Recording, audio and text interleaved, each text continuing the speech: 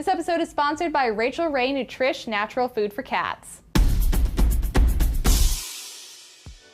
Hi guys, I'm Amber Lee and this is Animalist News. We hear so many stories about how us humans are destroying rhino populations. Finally, I've got some good news to tell you all. A man named Liam Burrow became a baby rhino's guardian angel while driving near Kruger National Park in South Africa. As he drove closer to the park, the white rhino stumbled out onto the side of the road looking dehydrated and covered with wounds. Luckily, Burrow was willing to stop and help the poor thing. He sent a friend to go get a park ranger while he stayed and poured water onto the calf. This is unfortunately where the story takes a dark turn. Later on Facebook, Burrow said it was very obvious that the rhino was abandoned after its mother had been killed by poachers. He wrote, "The tragic irony of all this being that the calf had approached the very creatures who are responsible for her being orphaned."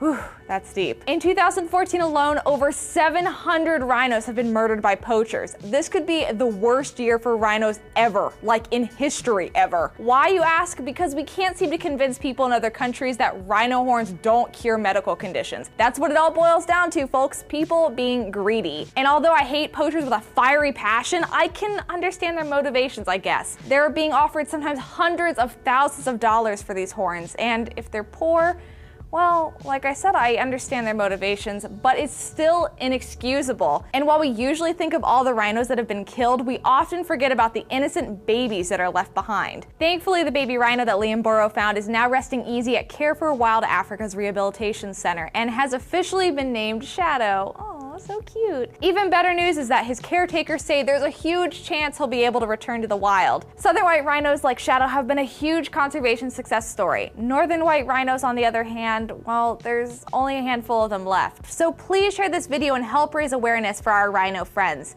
If you're feeling especially generous, you can donate to one of the charities down below in our description. And if you want to see more wild animals, please check out our new show on the Animalist Network, Breaking Trail, where we leave the map behind and follow animal enthusiast Coyote Peterson into some of the wildest and coolest environments in North America. Now, one of the coolest defense mechanisms of this lizard is the fact that it can squirt blood from its eyes. And what they'll do is push all the blood to the front of their face, and then blood vessels burst right at the corner of the eyes and shoot streams of blood out. I'll see you next time. Bye. Thanks again to Rachael Ray Nutrish for sponsoring this episode.